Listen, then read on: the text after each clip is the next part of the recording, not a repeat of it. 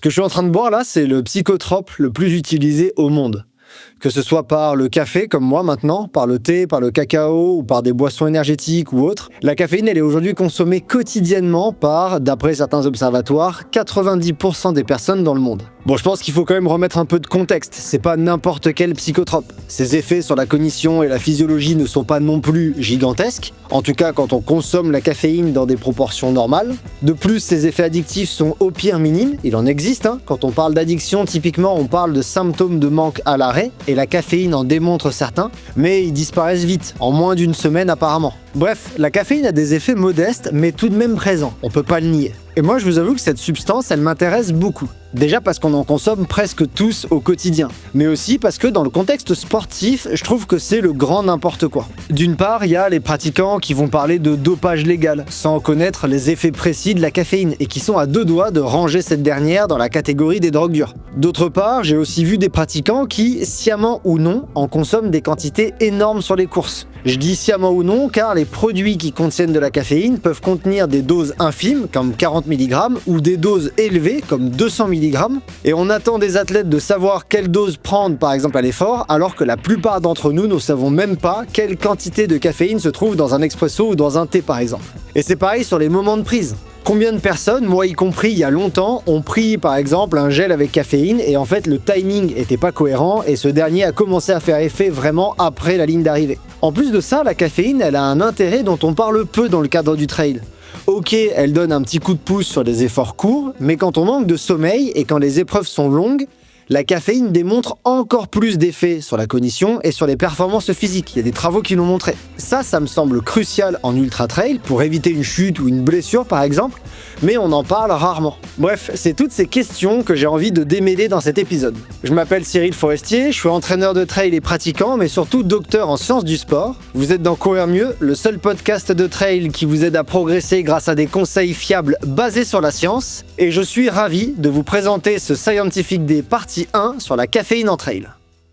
Avant de commencer, je remercie Suunto, partenaire de Courir Mieux pour la saison 2 du podcast et qui rend la réalisation de cet épisode possible. Suunto, c'est du matériel de pointe pour vos entraînements et vos aventures outdoor. Je suis utilisateur convaincu depuis longtemps et pendant que leur montre vous guide sur les sentiers et dans votre nutrition avec des applications Suunto Plus comme Race Nutrition ou Drink Alert qui sont super utiles en trail, cet épisode vous guidera pour mieux comprendre le rôle de la caféine en trail également. Bon alors je vous l'ai dit dans l'introduction, la caféine c'est la substance psychoactive la plus consommée dans le monde. Elle est présente dans des aliments et des boissons comme le café, le thé, le cacao et certaines boissons énergétiques. Dans le contexte sportif, elle est régulièrement employée pour optimiser la performance physique et cognitive. D'ailleurs, comme dans la vie courante, ceci dit. J'espère que les personnes qui critiquent la caféine dans le sport n'en consomment pas au quotidien. Parce que globalement, le but de boire un café dans ces deux contextes, c'est le même. En sport, ce qui va nous intéresser ici, la caféine, elle a fait l'objet de nombreuses recherches et ses effets ergogéniques. Alors je le définis dès maintenant, parce que je l'ai utilisé tout au long de l'épisode. Ergogénique, ça veut dire qui améliore le travail musculaire, qui améliore les performances. Donc ces effets ergogéniques sur l'endurance sont désormais bien établis, bien démontrés. Historiquement, la caféine, elle a été étudiée pour son rôle supposé, à la base, dans l'épargne du glycogène musculaire, au profit d'une utilisation accrue des lipides. C'était un des mécanismes de base qui était supposé. En consommant du café, on consommerait moins de glycogène musculaire et plus de lipides. Toutefois, dans une revue que je vais beaucoup utiliser dans cet épisode, la revue de littérature de Gestéal en 2021, les auteurs expliquent que ces mécanismes d'action sont surtout d'ordre neuromusculaire et centraux, via principalement le blocage de récepteurs de l'adénosine et une stimulation accrue d'autres neurotransmetteurs. Je reviens dessus juste après. Pour la petite histoire, des études sur le modèle animal ont montré que l'injection de caféine directement au niveau du cerveau prolongeait le temps de course, le temps d'effort, alors qu'une injection uniquement périphérique, directement dans le muscle, ne produisait pas cet effet. Donc ça renforce bien l'idée que les effets de la caféine passent en grande partie par une action sur le système nerveux central et que c'est là que se déroulent la plupart de ces effets. Et ces effets de la caféine, qui ont été démontrés dans la littérature, en font un outil intéressant pour les sports d'endurance prolongée comme le marathon, le cyclisme et bien sûr le trail et l'ultra-trail. Dans ces deux contextes, pour moi, la caféine, en fait, elle joue un double rôle. D'une part, elle va favoriser, dans une petite mesure, je vous en reparle juste après, la performance pure. D'autre part, elle va également en fait avoir des effets cognitifs que moi je trouve particulièrement utiles en trail, comme par exemple la réduction de la somnolence et l'augmentation des capacités d'attention. Ça aussi, je vous en reparle juste après. Au-delà de ça, par exemple, la méta-analyse de Chen et al. En 2019, sur laquelle je vais revenir, a montré que l'effet de la caféine est dépendant de la durée des épreuves d'endurance. Et leur travail y montre déjà un intérêt particulier de cette substance dans le cadre de l'ultra. Et par ailleurs, la revue de littérature de Tiller et al. En 2021 ont montré que les coureurs, les pratiquants d'ultra-trail, ils n'ont pas attendu la science. Dans leur revue, ils mentionnent que des athlètes engagés sur une course de 100 miles avaient consommé en moyenne 912 mg de caféine, plus ou moins 322 mg, répartis sur 15 à 19 heures de course. Et avant de rentrer dans les détails de l'utilisation de la caféine en trail et en ultra, je voulais quand même faire un petit crochet par quelques études dans le domaine de la santé. Parce qu'il y a beaucoup de croyances dans la santé autour du café. La consommation régulière de caféine, elle est plutôt associée, contrairement à ce que certains messages propagent sur les réseaux par exemple, elle est plutôt associée à des bénéfices sur la santé. Je vous donne quelques exemples. Wang et al. En 2025, ils ont mené une étude prospective sur 41 000 personnes et ils montraient que la consommation régulière de café était associée à une diminution de 16% de la mortalité. Xie et al. En 2018, ils ont fait une méta-analyse. Ils ont montré que 2, 4, 6 et 8 tasses de café par jour réduisent respectivement de 2, 4, 6 et 8% les risques d'hypertension. Mazo et al. En 2021, ils ont aussi fait une méta-analyse. Ils ont montré que 3 à 4 tasses de café par jour, environ 120 ml chacune, réduit le risque de nombreuses maladies chroniques comme certains cancers et le diabète de type 2. Grosso et al. En 2015, ils ont fait une méta-analyse. Ils ont montré que la consommation de caféine régulière favorise la santé mentale. Et enfin, un travail que je trouve remarquable, c'est la méta-analyse gigantesque de Poul et al. En 2017, où ils montrent que boire du café en quantité modérée, 3-4 tasses par jour, réduit de 17% les risques de décès toutes causes confondues, de 19% le risque de mortalité cardiovasculaire et de 15% le risque d'autres maladies cardiovasculaires. La seule contre-indication au café que j'ai remarquée dans la littérature, ça concerne les femmes enceintes. Chez ces dernières, une consommation accrue de plus de 200 mg par jour serait à proscrire d'après Antonio et al. En 2024. Je pense qu'il est également intéressant de noter que souvent les études parlent de relations non linéaires entre le café et la santé. Boire du café en quantité modérée semble plus bénéfique que ne pas en boire du tout, tandis qu'une surconsommation au-delà de 6 à 8 tasses par jour pourrait, elle, être contre-productive, voire délétère. Donc on parle de relation en U inversée avec une zone optimale de consommation, en dessous de laquelle et au-dessus de laquelle on perd des bénéfices, voire il y a des effets délétères qui apparaissent. Bon, mais revenons à l'effet de la caféine dans le contexte sportif. L'effet ergogénique de la caféine, il repose sur des mécanismes d'action qui sont multiples au niveau central et périphérique. Au niveau du système nerveux central, la caféine, elle agit en bloquant les récepteurs de l'adénosine. Tarnopolsky, en 2008, explique qu'il s'agit d'un neuromodulateur impliqué dans la sensation de fatigue et de somnolence. En inhibant les récepteurs de l'adénosine, la caféine augmente la libération de neurotransmetteurs excitateurs comme la dopamine et la noradrénaline. Ça a pour effet direct d'améliorer la vigilance, de réduire la sensation de fatigue et de retarder une baisse de motivation qui est liée à l'avancement dans l'effort. Au niveau périphérique, donc c'est-à-dire vulgairement au niveau musculaire, la caféine, elle augmente l'efficacité de l'excitation-contraction, du cycle excitation-contraction au niveau de nos muscles. En fait, elle favorise la libération du calcium intramusculaire à partir de ce qu'on appelle le réticulum sarcoplasmique. Pas besoin de comprendre parfaitement ce que c'est que ce réticulum, c'est des réseaux qui sont situés en périphérie des fibres musculaires et qui libèrent du calcium, et le calcium il est nécessaire à la contraction musculaire. Donc ça a pour effet direct d'améliorer la capacité du muscle, des fibres musculaires, à se contracter. Et ces mécanismes d'action de la caféine, ils se transforment par des effets directs sur les performances. La méta-analyse de Susswart et al. En 2018, elle a regroupé 46 études randomisées contrôlées, ce qui est le type d'étude interventionnelle le plus robuste qu'on peut trouver. Je cite celle-ci parce que c'est une des rares méta-analyses dans la littérature qui s'intéresse uniquement aux effets de la caféine sur les sports d'endurance et pas sur d'autres sports. Il en existe beaucoup dans le contexte des performances en force, mais ça me semblait pas le plus pertinent ici. Leurs analyses, elles ont montré que la consommation de caféine engendrait une amélioration moyenne de 2,3% du chrono sur des épreuves de type contre-la-montre et de 2,9% la puissance moyenne. Donc de suite, vous verrez, si vous écoutez beaucoup de podcasts liés au sport, il y en a certains qui ont partagé des résultats jusqu'à 50% d'amélioration sportive. Donc on est bien loin de ce type d'effet. La caféine, du coup, c'est pas non plus des effets gigantesques. 2,3% sur le chrono dans des épreuves contre la montre, 2,9% de la puissance moyenne. Alors, c'est modeste, mais encore une fois, il s'agit de la caféine, c'est pas un produit dopant, on en reparle plus tard, c'est pas une drogue.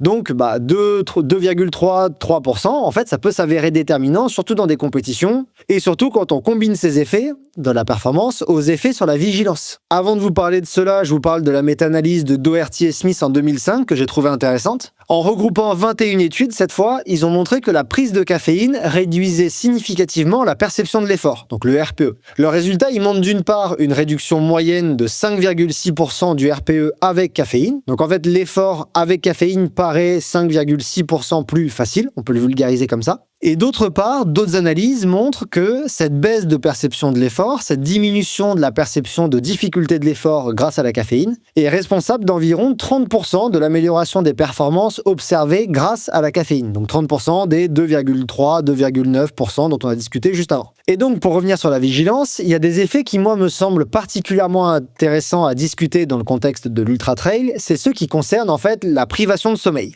La méta-analyse de Irwin et al. En 2020 a montré que la consommation de caféine après une restriction ou une privation totale de sommeil améliore significativement plusieurs fonctions cognitives qui sont essentielles à la performance sportive, certes, mais surtout à la sécurité des athlètes. Cette dernière a entraîné des améliorations du temps de réaction, de la vigilance, de l'attention et du traitement de l'information, de la prise de décision. Ces effets sont d'autant plus pertinents, à mon sens, que la fatigue cognitive, qui provient d'un sommeil insuffisant ou d'une privation totale, est un facteur majeur de contre-performance et de blessures dans les sports d'endurance et surtout d'ultra-endurance. Car dans le cadre du trail et de l'ultra-trail, les pratiquants doivent régulièrement faire face à une privation de sommeil marquée et une fatigue accumulée. Alors, la diminution du temps de réaction et l'amélioration ou au moins le maintien des capacités cognitives pourraient par exemple aider à prévenir les chutes, prévenir des blessures traumatiques comme des entorses ou encore prévenir des erreurs de prise de décision comme le non-respect, l'oubli du plan alimentaire. Et il y a une autre raison qui me fait considérer la caféine comme particulièrement pertinente en trail et en ultra, c'est que ses effets évoluent avec la durée de l'effort. C'est pas les mêmes au début d'une course qu'à la fin d'une course. La méta-analyse de Chen et al. En 2019 a regroupé 56 études. Leurs résultats ont révélé une relation qu'on appelle linéaire entre la durée de l'épreuve et l'amélioration de la performance permise par la caféine. En fait, plus la durée de l'effort augmente, plus le bénéfice de la caféine, plus les effets de la caféine seraient importants. Je vous donne pas les chiffres exacts parce qu'ils parlent que en taille d'effet statistique, c'est pas très palpable je trouve, mais la seule information que je trouve vulgarisable facilement, c'est que à chaque augmentation de 30 minutes de l'épreuve, l'ampleur des effets de la caféine augmente significativement. En pratique, ça veut dire que l'utilisation de la caféine pourrait être stratégiquement plus bénéfique sur des efforts prolongés et sur la fin des efforts d'endurance que sur le début des efforts d'endurance. Je vous en parle juste après dans l'épisode, où je vous donnerai des exemples de stratégies avec caféine. Néanmoins, pour moi, il est important de noter que la réponse à la caféine, elle est hétérogène, elle est différente d'un individu à l'autre. Et elle est influencée par des facteurs génétiques, physiologiques et comportementaux. Alors, je vais parler d'abord du comportemental et je vais démonter un mythe qui est largement répandu chez les athlètes. Une question récurrente, ça concerne l'impact de la consommation habituelle de caféine sur ses effets. En fait, il y a des hypothèses qui avancent que les consommateurs réguliers de caféine pourraient développer une sorte de tolérance qui réduirait l'efficacité de la caféine. Et on a de la chance, la méta-analyse de Carvalho et al. En 2022 a répondu à une immense quantité de questions sur la caféine dans le contexte sportif, dont celle-là. En regroupant 59 études indépendantes, soit plus de 1100 participants, il faut se rendre compte quand même de l'ampleur du travail de ces auteurs, ils ont montré que l'amélioration de la performance induite par la caféine, elle est indépendante du niveau de consommation habituelle de caféine. Autrement dit, le sevrage de café, par exemple, avant une compétition est inutile. Donc les recommandations qui préconisent une réduction de sa consommation plusieurs jours avant un événement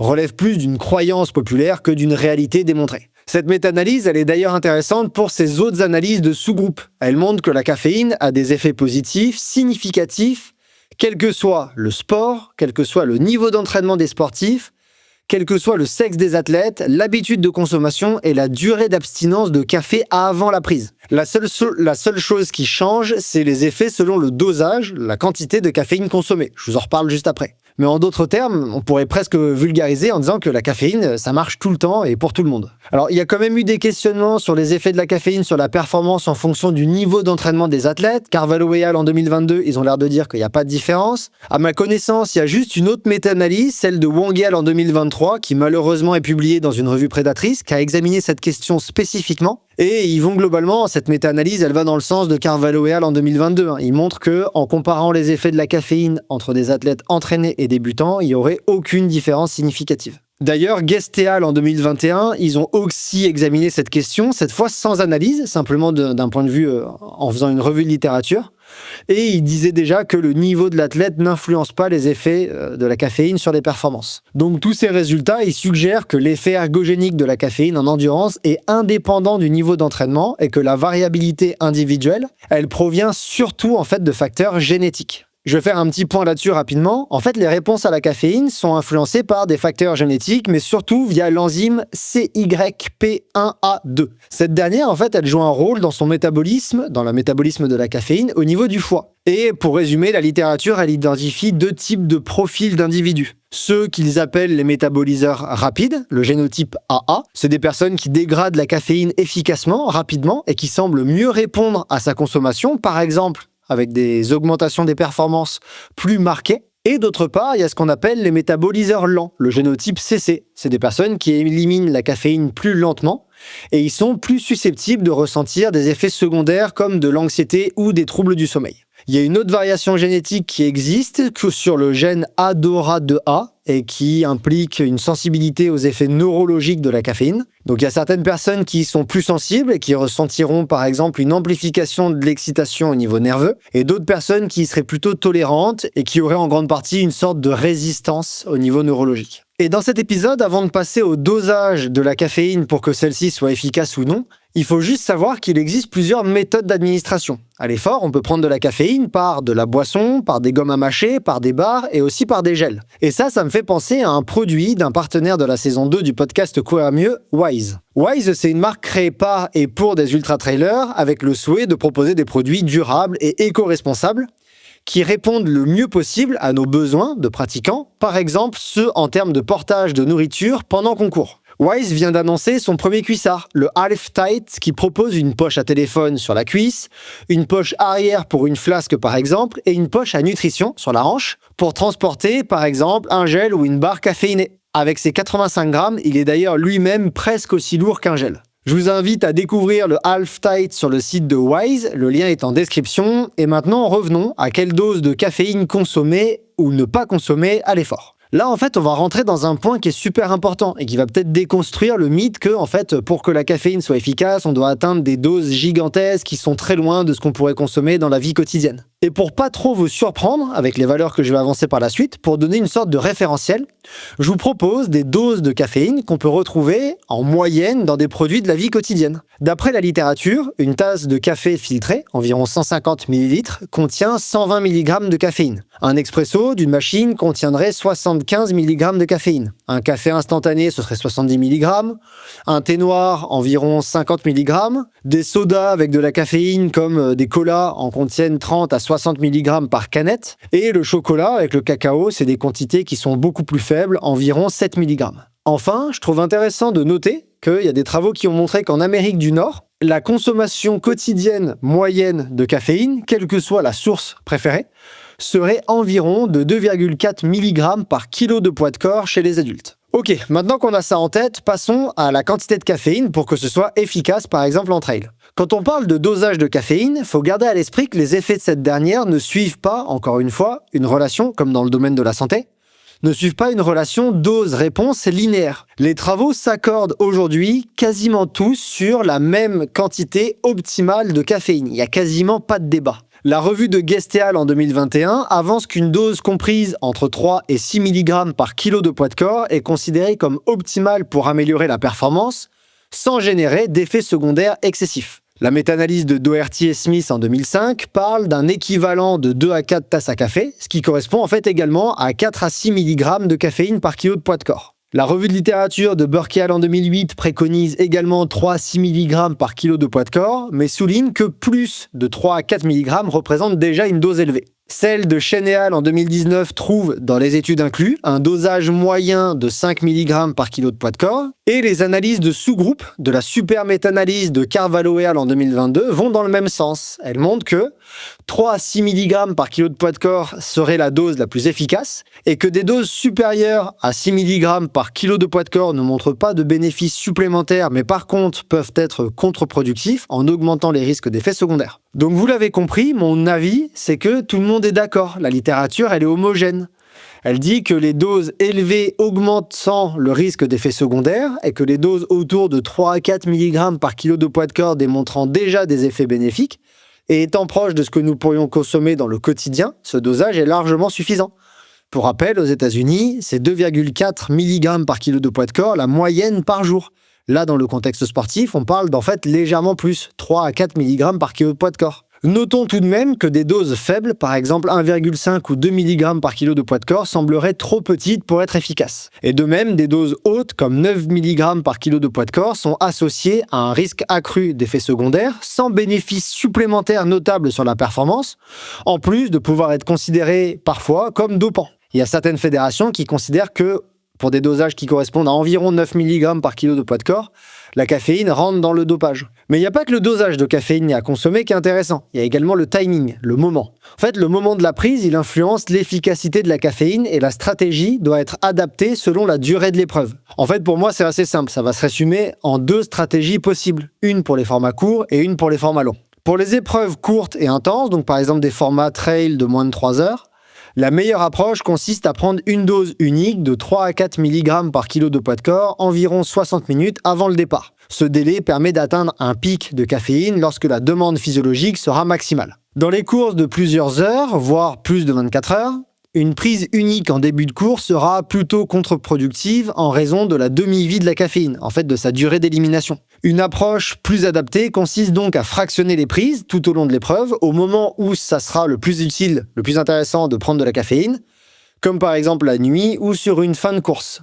Car, rappelons-le, Chen et al. En 2019 ont montré que la caféine était plus efficace à mesure que la fatigue s'accumule. Pour bien comprendre ça et le rôle de la caféine dans les formats ultra, je vous propose juste de comprendre ce qu'on appelle la demi-vie de la caféine. En fait, la caféine, elle atteint un pic plasmatique en 60 minutes environ, et ensuite 50% de sa concentration est éliminée toutes les 4 à 6 heures. Cette durée, elle peut varier en fonction de la génétique, de la fatigue, de l'intensité de l'effort, mais en moyenne, dans la littérature, sa demi-vie, elle serait de 4 à 6 heures. Donc, si vous consommez de la caféine sur vos ultra-trails, il me semble intéressant de faire attention à cette demi-vie pour ne pas vous retrouver avec une concentration trop élevée dans le sang. Par exemple, quand vous voulez avoir de la caféine, consommez l'équivalent de 3 mg par kilo de poids de corps 1 heure avant les effets souhaités, ça me semble pertinent.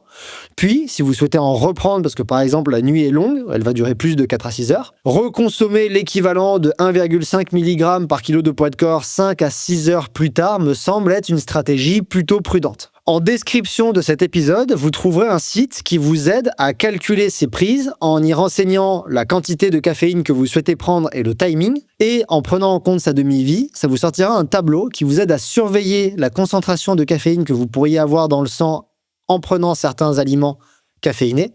Et donc à faire attention de ne pas dépasser un dosage raisonnable au risque d'avoir l'apparition d'effets secondaires indésirables. Sur le site courir-mieux.fr, où vous retrouverez cet épisode aux versions écrites avec toutes les références que j'ai citées jusqu'ici, je vous ai également mis 2 graphiques extraits de ce site qui représentent 2 exemples de stratégies de consommation de caféine, une en prise unique et une en prise répétée. Un dernier point qui est important à garder en tête, c'est que l'association de la caféine et des glucides semble cruciale pour son efficacité. Il y a la méta-analyse de Lopez-Ceoan et al. En 2024 qui a examiné cette combinaison sur la performance en endurance. Leurs résultats, ils mettent en évidence un effet qu'on appelle synergique entre caféine et glucides. Et en fait, les auteurs, ils expliquent ça par une raison simple. Les glucides assurent une source d'énergie cruciale en endurance. Je vous en parlais dans les épisodes sur la nutrition que je vous invite à réécouter. Alors que la caféine, elle agit sur le système nerveux central. Donc c'est des mécanismes distincts, synergiques et complémentaires. L'un ne remplace pas l'autre. Vulgairement, à quoi bon pouvoir accélérer plus fort grâce à la caféine s'il n'y a pas d'essence dans le moteur, les glucides? Je voudrais également, avant de conclure, faire un petit crochet par 1 ou 2 mythes autour de la caféine qui me semblent intéressants à déconstruire. Tout d'abord, est-ce que la caféine est déshydratante à l'effort? En fait, l'idée que la caféine entraîne une déshydratation, elle repose sur son effet diurétique potentiel. Toutefois, les recherches récentes, elles montrent que cet effet est presque inexistant à l'effort. La méta-analyse de Zhang et al. En 2015 s'est intéressée à cette question. Et elle a montré que la consommation de caféine n'induisait pas d'augmentation significative de volume urinaire chez des athlètes hydratés. Une raison, c'est qu'à l'effort, la production d'urine, elle est réduite, elle est inhibée, ce qui atténue donc l'effet diurétique du café qu'on observe au repos. Ensuite, il est parfois cru que la caféine, elle est risquée quand il fait chaud. La méta-analyse de Nolo et al. En 2021, elle a examiné cette question et elle a montré que l'ingestion de caféine n'entraîne qu'une augmentation vraiment marginale de la température corporelle centrale pendant un effort en conditions chaudes, et que cette légère hausse ne semble pas avoir d'effet sur la thermorégulation, sur la transpiration ou sur l'équilibre hydrique global des athlètes. Et ensuite, juste un message sur le côté dopage et des précautions à avoir avec la caféine. La caféine, c'est pas un produit dopant. Ça vient en grande partie du fait que les doses discutées jusqu'ici, tout ce que je viens de vous expliquer, en fait, ça correspond à ce qui est consommé dans le quotidien de 90% des individus dans le monde. Donc discuter des dosages dans cet épisode, ça me semblait crucial parce que les concentrations qu'on retrouve dans les produits, ils sont pas clairs. Ce qui est écrit sur un gel caféiné, 40 mg, 100 mg, 200 mg, ça n'a pas de sens, c'est pas palpable si vous n'avez pas une connaissance des dosages qu'on retrouve dans un café, dans un thé et de ce que c'est que la consommation moyenne. Donc connaître les recommandations de dosage d'après la littérature, ça permet une lecture de ces produits de manière plus éclairée et un parallèle qui est raisonnable. Pour moi, il me semble pas possible, là, comme ça, de dire que prendre de la caféine pendant un effort, c'est dopant, quand on consomme 3 mg par poids de corps, alors que dans le quotidien, on en boit 2,5 mg en moyenne. Cependant, si la caféine elle a des effets positifs sur les performances, elle doit néanmoins être utilisée avec précaution.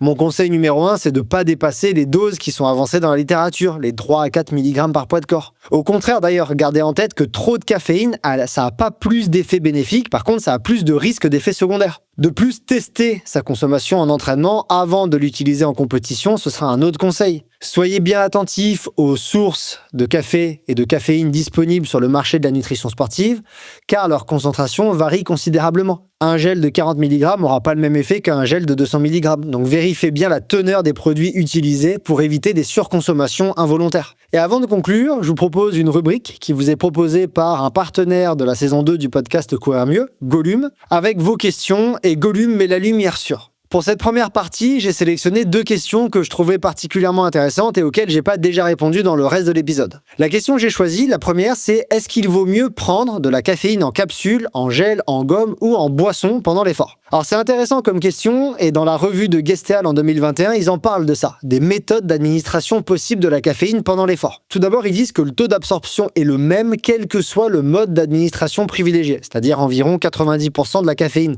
ingérée passera dans le sang. Il n'y a pas beaucoup de littérature qui répond à cette question, cependant il y a quelques travaux, et notamment l'étude de Camille Maury et al. En 2002, qui a montré que la caféine était délivrée plus rapidement, pas mieux, juste plus vite, plus rapidement, par des chewing-gums à mâcher que par des gélules qui contiennent de la caféine. C'était 45 à 80 minutes pour atteindre la dose maximale de caféine dans le sang pour le groupe chewing-gum, contre 84 à 120 minutes dans le groupe capsule, gélule de caféine. Les auteurs suggèrent que cette différence, elle serait expliquée par de la mastication, ou en tout cas le passage par la salive qui déclencherait des mécanismes qui accélèrent l'absorption de la caféine. Donc il n'y a pas de réponse pour les gels pour la boisson, mais en tout cas chewing-gum versus par exemple gélule, il y a des réponses. Peut-être que les gels et la boisson, comme ça passe également par la bouche et donc par la salive, ça aurait le même effet. Là aujourd'hui, il n'y a pas dans la littérature, il n'y a rien d'autre qui permet de clarifier cette distinction. Il y avait aussi à nouveau des questions sur l'habituation à la caféine et le besoin de se sevrer. Dans les 2 cas, la méta-analyse de Carvalho et al. 2022, ils répondent à cette question, mais je reviens dessus. Il n'y a pas besoin de se sevrer de caféine pour observer des effets bénéfiques. La méta-analyse de Carvalho et al., ils l'ont tranché cette réponse, et les personnes qui sont habituées à la caféine, ils ont les mêmes effets que les personnes qui n'y sont pas habituées. Il y a également d'autres questions que j'ai trouvées intéressantes, mais je les garde pour la partie 2. Déjà pour en avoir pour mon invité, et d'autre part parce que cet épisode est déjà plus long que je l'espérais. D'ailleurs, je me posais la question avant d'enregistrer, si jamais vous trouvez l'épisode trop long, n'hésitez pas à me le dire en commentaire ou à m'envoyer un message sur Instagram, à savoir si vous auriez préféré cet épisode divisé en 2 parties ou si au final ce format vous convient. Donc pour conclure, la caféine en fait elle s'impose comme un des ergogènes les plus étudiés et validés en endurance. Son efficacité elle repose sur des mécanismes centraux au niveau du système nerveux central et périphérique, au niveau des muscles, et ensemble ils permettent, après consommation, l'amélioration des performances en endurance et de fonctions cognitives cruciales entre elles. De plus, son impact à la caféine augmenterait à mesure que la durée des épreuves s'allonge. L'ingestion de caféine, elle doit être en endurance complémentaire à celle des glucides et adaptée à la durée de l'effort. Pour un trail court, une prise unique de 3 à 4 mg par kilo de poids de corps environ 60 minutes avant le départ semble idéal. Et pour un trail long ou un ultra, une ingestion fractionnée semble préférable. Une stratégie serait, par exemple en ultra, de prendre 3 mg par kilo de poids de corps 1 heure avant les effets souhaités, puis, si on veut en reprendre, 1,5 mg par kilo de poids de corps 6 heures plus tard, après qu'environ 50% de sa concentration ait été éliminée. Notons qu'au-delà de 3 à 6 mg par kilo de poids de corps, il n'y a pas d'effet supplémentaire positif, mais plus d'effets secondaires délétères. L'utilisation de la caféine, elle doit être individualisée, en raison d'une grande variabilité interindividuelle influencée majoritairement par la génétique, mais pas par l'habitude de consommation ou par le niveau. Aussi, le sevrage de caféine avant une épreuve est inutile. Et la caféine, il faut garder en tête que c'est un élément du quotidien, injecté plus ou moins à haute dose dans la pratique sportive. Consommée intelligemment, elle sera un petit coup de pouce qui favorisera la performance et peut diminuer le risque d'erreur menant par exemple à une blessure pendant les courses, mais que le spectre de son efficacité s'arrête là.